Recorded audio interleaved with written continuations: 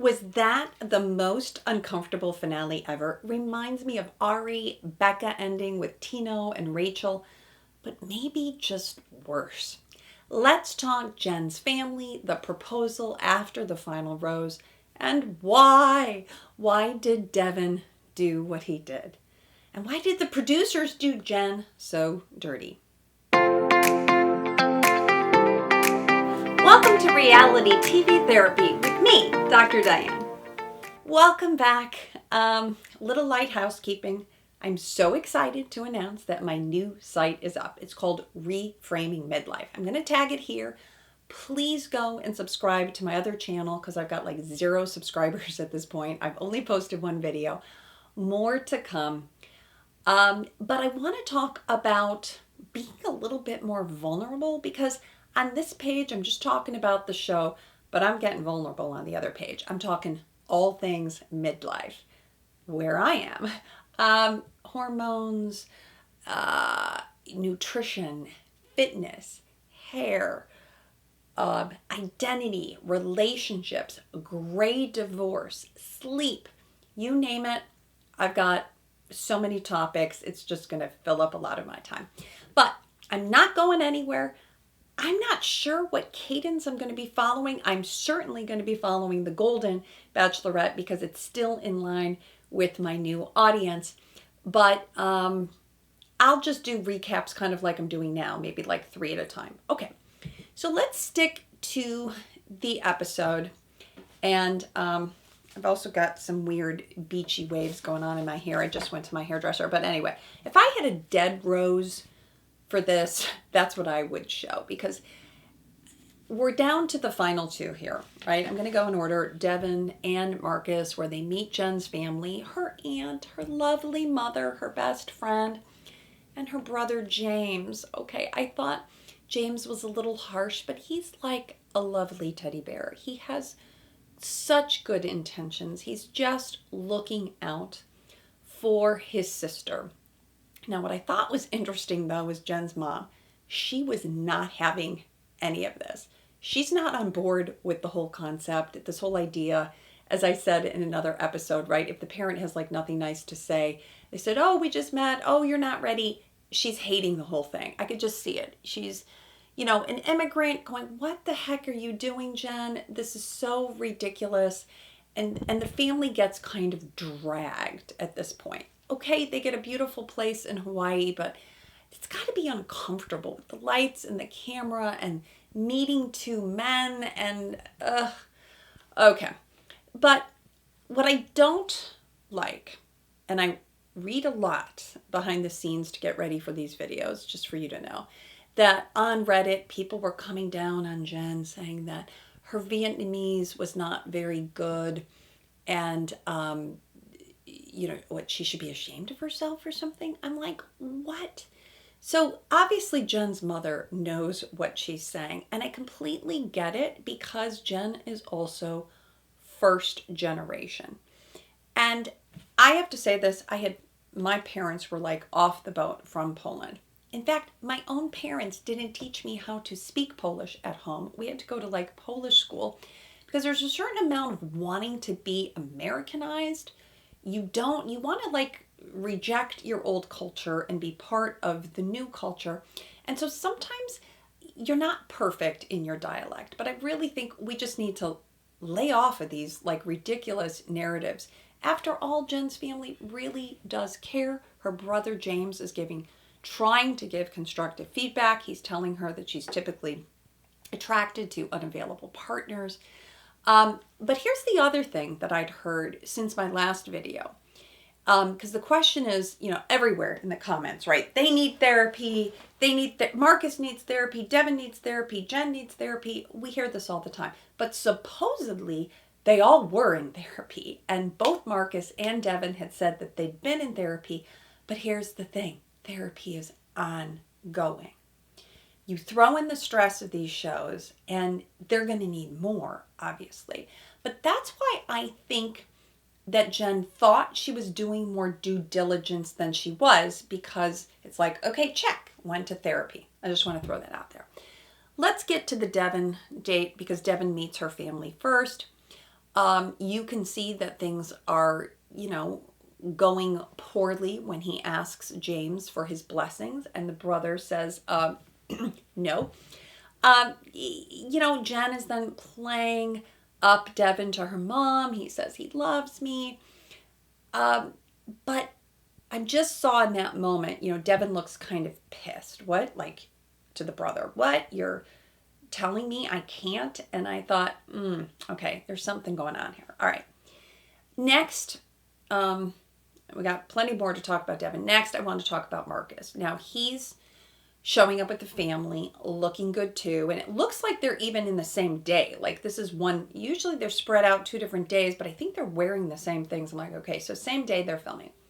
So Marcus is deceptive, okay? He brings the flowers, but he brings his emotions. And so to give Jenn a little bit benefit of the doubt, and even the family, right, that he's gotten to that level, number 2, because he does show his feelings. Like, how many times have we seen Marcus cry? Quite a few. He gets choked up easily. Talking to his sister, even, he's cried. So we also tend to project positive things onto people who are in the military oftentimes. Same thing with firefighters, maybe policemen. I don't know. You let me know. But right, sometimes we project like this is somebody who's served our country. He's going to be a good guy.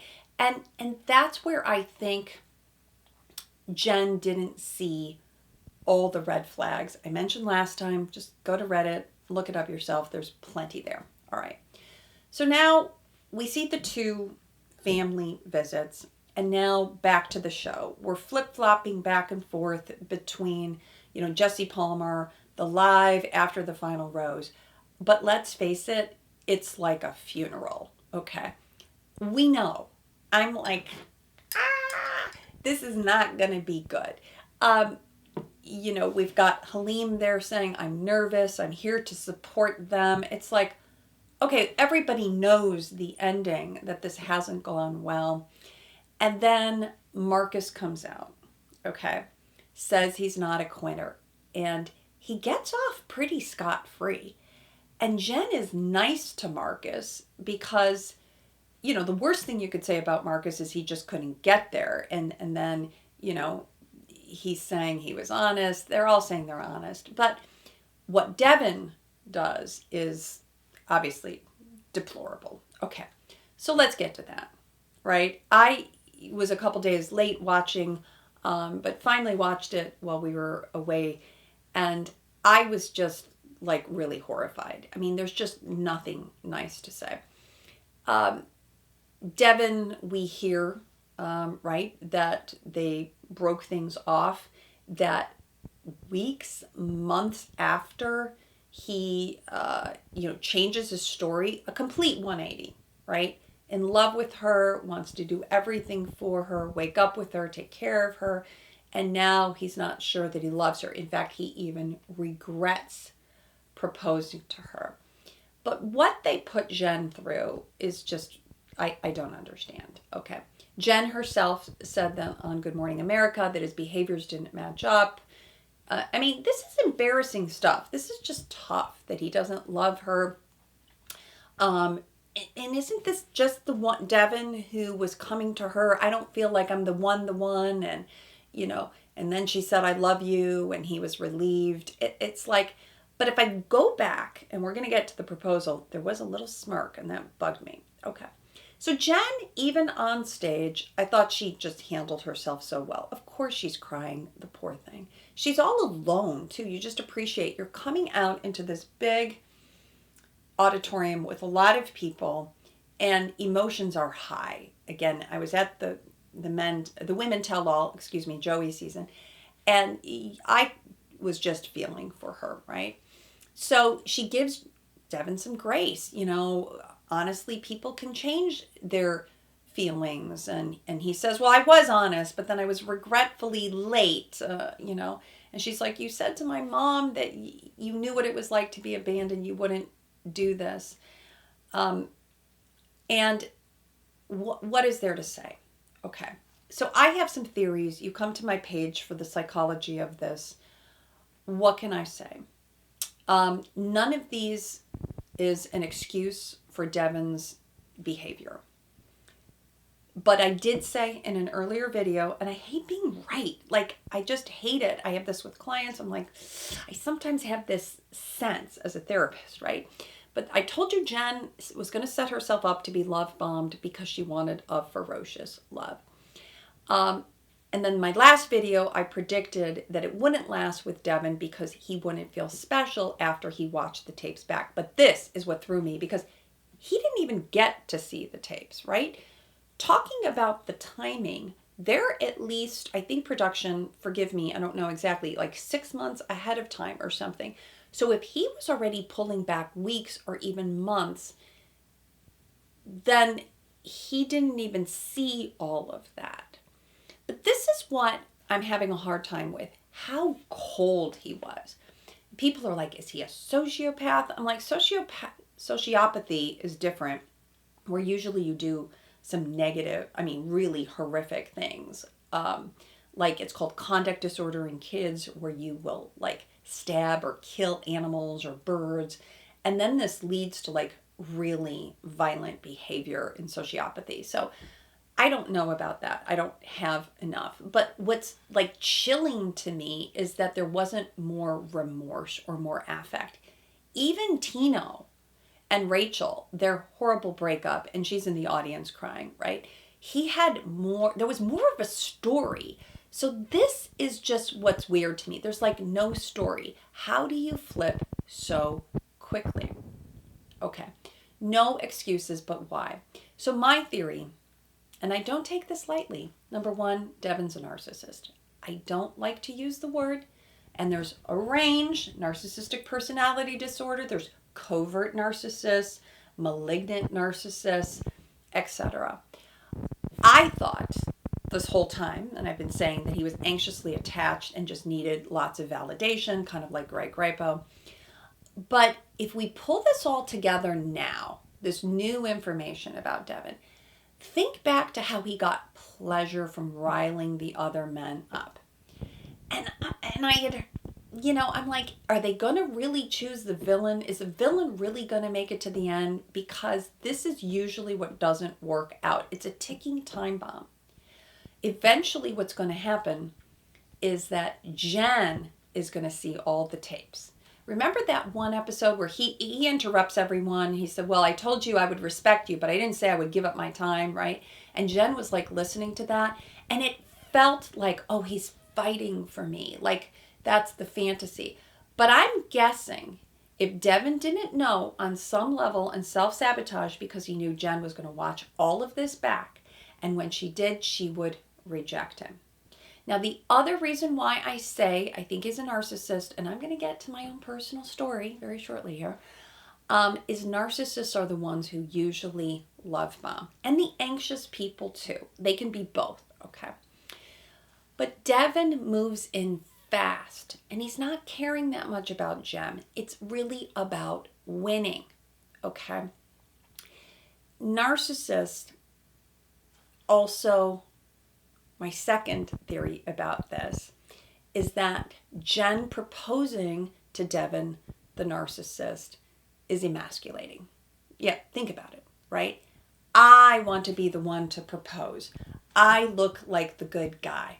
But on some level, what underneath in the narcissist, again, no excuse, but they have shame, okay? That's old, deep-seated stuff. But is it shameful to maybe be the first man to be proposed to? Like, I want to be the boss. Okay. But why I'm thinking narcissism is there's something called narcissistic rage. I just want you to look out for this. Every narcissist gets ugly when you reject them in particular. And they can get angry at small little things. That's why they gaslight, do all these other negative behaviors. We're never really going to know what else would happen. But I think there's something more to this story, okay? Nothing wrong that Jenn did, but I'm imagining, okay, they're weeks into their proposal, they're going to happy couples weekends, And because Devin was so clear that he didn't want her to be saying, I love you to anyone else, it slips. Maybe Jenn slept with Marcus. Maybe she slept with Jonathan. No shame there. The whole point about fantasy suites. But then you tell your fiance, because they ask the pointed question, and he's like, oh no, no, no, no, no, no, no, no. I will not be rejected. But that's where like this underlying current of kind of anger, okay? So then Devin sabotages and rejects Jenn out of this narcissistic rage. He says, screw you, Jenn, screw the show. Now here's the thing. The producers have got to get Devin on the show. No small feat. But he shows up, no empathy, no remorse, right? I don't even know. And then there's this whole story that's just come out that Devin was supposedly seen with this other woman in public weeks before the final taping. I thought there was a contract that you couldn't do that, no spoilers. But again, he's a narcissist, so he doesn't care. I do what I want because I'm Devin. It doesn't matter. Okay, so we don't know if this was an ex, if he was with her or not. Go watch all the collateral things. I had just heard about this. And then there's another girl from his past that came out and said that he was a bully in high school. Remember, he gave that whole story about he'd been bullied. Well, oftentimes people who get bullied then bully. He told this other woman that she was ugly and she should kill herself. I'm like, oh my God. Net, Devin needs to heal so that he doesn't fight with other men over women. We knew early on that he was fighting with Sam. And then he finds out, because now he does watch the tapes after they've broken up, he finds out that Sam has a thing for Maria. To piss Jenn off, he's going to follow Maria on Instagram. Okay, by the way, I saw Maria's response, which was perfect, right? Maria was clearly a fan favorite. Again, I was there at the tell-all. So many women loved Maria. But she says, I don't follow these guys back. She wasn't partying with Devin in New York. I believe all of that. I think everyone's come out to support Jenn, along with me. There's no excuse for Devin's behavior. It's just all cruel. There were other options. He could have stayed together.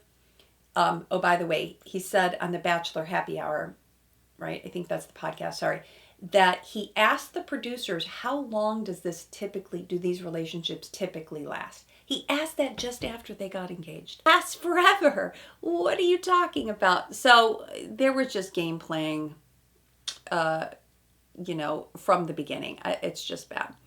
So enough about Devin, though. I don't want to give him more airtime. Let's hope we never see him on our TV again. Please, ABC, we're done with Devin. All right, let's talk about Jenn. I want to talk about her whole journey because it deserves a pause, okay? She was eager. Can you blame her? Now, but this is the reason why I think this breakup was so hard. The big crocodile tears, the sadness. She was embarrassed. She got duped by this guy. But why the breakup with Devin is also so hard. Of course, it would be hard for anyone.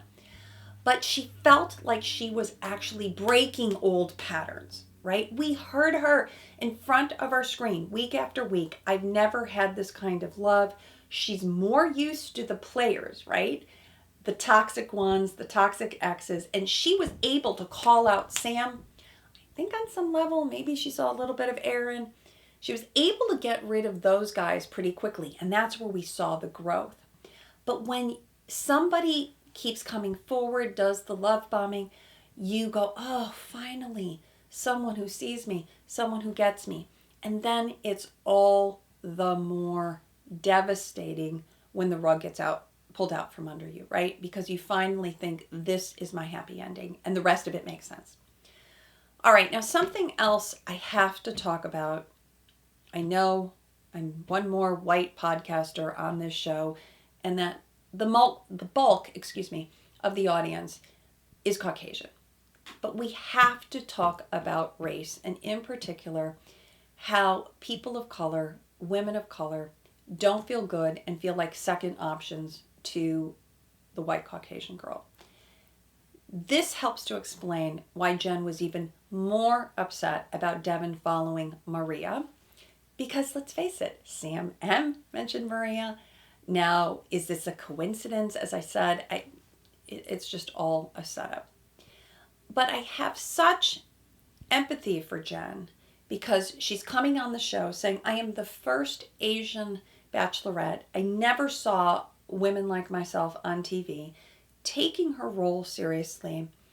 And then you hear about, the men thinking it was going to be Maria, even thinking it was going to be Daisy. Maria went on the Call Me Daddy podcast, talked about turning it down. So it's just like insult to injury when you hope that people are there for you and then you find out that they're not, and then they throw other names around. It's just got to be difficult. I know Jenn's going to be fine. She is beautiful. She's gorgeous. She's smart. She has a lot of support. And add more insult to injury. Can we talk about it? Marcus now has come out after the fact and said he thought it was going to be Daisy and that he really didn't fall for Jenn because blondes are more his type. Okay. All right, I just want to say to Marcus, if you watch this video, Marcus, do you really think you'd even make it to the final two with Daisy? I don't want to put that in perspective, but Daisy also had very secure upbringing. I thought her family was very much there for her. And if she had heard that family history, I'm not so sure that she would have kept Marcus. Okay, now maybe he would have turned it on more, and so in his mind, he would have poured into that. But with the history and the backdrop, it's like, come on, okay. So I think he should have just kept that quiet. Marcus, you should never have let that out. That's just bad. Because like we're all the guys talking about this, I'm just so over this. But Jenn, our girl, she's going on Dancing with the Stars.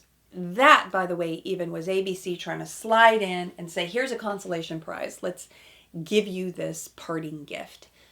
Okay, I am hoping she's going to just double down on it and she's going to love every second of Dancing with Sasha. But here's what I also think. If she had a partner, it's not good to go on Dancing with the Stars. Everyone has said it is such a challenge. Charity said it too, to have a new partner, to be on the show, and so better that she's there alone. So Jenn is in her feelings and her hate men. Let's give her some Taylor Swift songs. But no one can blame her. And I think it's healthy, I want to say. I'm going to get to my story. It's healthy to just like get it out. Recently, Jenn is at a bar. People start chanting F Devin.